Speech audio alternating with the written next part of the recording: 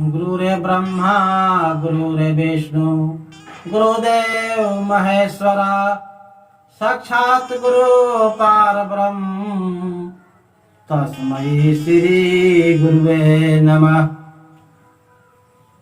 कर्पूर गौरम करुणावतारम संसार सारम भुजगेन्द्रहारम सदा वसन्तं हृदय रविन्दे भवं भवानी सहितं नमामि।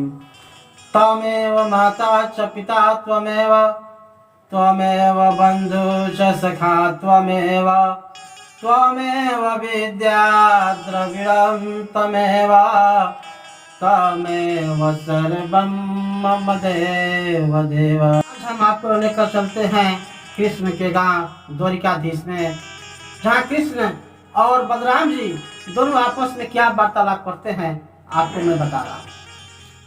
वहाँ के यदुवंशी समुदाय के लोग ज़्यादा से ज़्यादा मदिरा पान सेवन कर रहे हैं।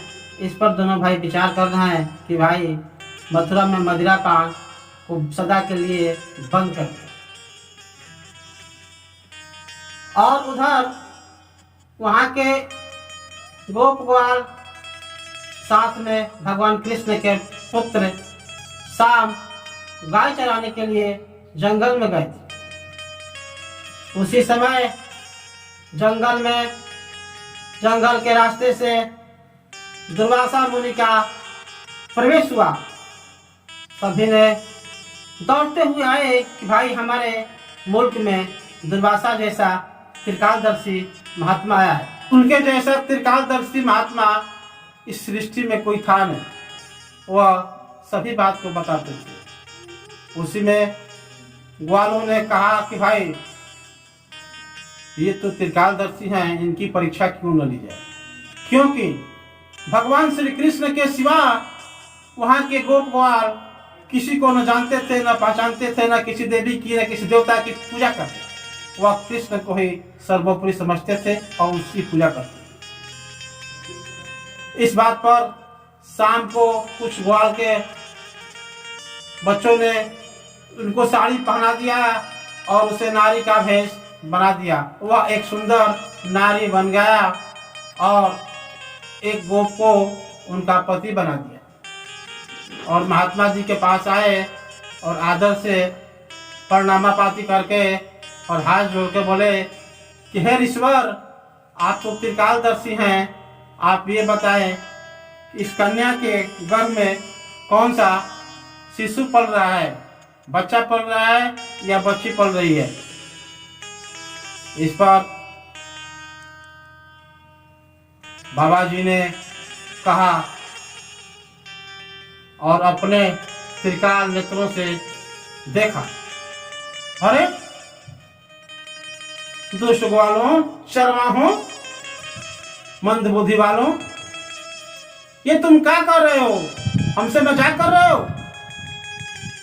जाओ, हम तुझे श्राप देते हैं। यही बच्चा यदुवंशियों का नाश कर दे। यह बात जब ग्वाल वंशों ने सुना तो वह आफा तफरी की माहौल बन गई और भागते भागते श्री कृष्ण के पास गए और कहे कि हे पुरुषोत्तम श्री कृष्ण चंद्र भगवान जी, हम लोगों से एक गलती हो गई, एक भूल हो गई। हमने शाम के पेट में एक लोहे की कड़ाही बांध दी थी और जाकर हमने पूछा कि है ईश्वर, इसके पेट में कौन सा बच्चा पल रहा है या बच्ची पल रही है। इसी बात पर दुर्वासा मुनि ने हम लोगों को श्राप दे दिया, जाओ यदुवंशियों, यही गर्भ यदुवंशियों का नाश कर देगा। भगवान श्री कृष्ण बोले, हे दुष्टों, आपको तो पता था वह त्रिकालदर्शी ब्रह्म के समान वह संत है, उनसे इस तरह का मजाक क्यों किया। खैर कोई बात नहीं, जो होना था हो गया, अब इसका कोई उपाय ढूंढना चाहिए। भगवान मधुसूदन बोले कि हे यदुवंशी, उस कराही को पत्थर से इतना न घस दो कि वह बालू के कर्ण के समान हो जाए, क्योंकि न रहेगा बांस न बजेगी बंसुरी। जब गर्भ का मटेरियल ही नहीं रहेगा तो हम जदुवंशियों का नाश कैसे हो सकता है। इस पर जदुवंशी के बच्चों ने सभी ने मिल करके उस कढ़ाई को घसने लगा। पत्थर से घसते घसते घसते इतना बारीक घस दिया कि सारे कढ़ाई घस दिए और बालू के कण के समान इकट्ठा हो गए। उसमें से एक कड़ा बच गया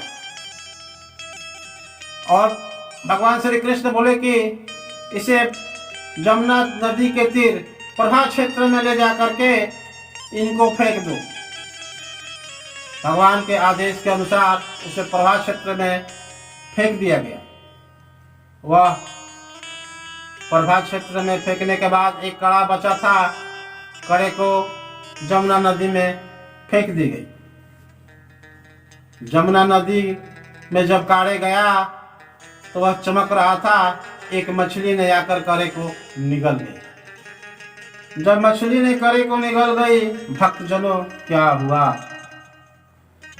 एक समय ऐसा आया कि एक भील ने अपने जाल में उस मछली को फंसा लिया। फंसाने के बाद अपने घर उस मछली को ले गया जहां पर वह रहता था, और उस मछली के जब हत्या किया तो उसके पेट से लोहे की कड़ा निकली। कड़े को भील ने अपने तीर में मरवा लिया, क्योंकि उनका काम ही था शिकार करना और अपने उदर पूर्ति के लिए वह शिकार किया करते। प्रिय भक्तजनों, क्या हुआ? वह तीर को विष में डुबो दिया। वह तीर विषैला बन गया। एक समय ऐसा आया कि जदुवंशियों में किसी के साथ पटरी नहीं जम रही थी, आपस में लड़ाइयाँ झगड़ा करते थे।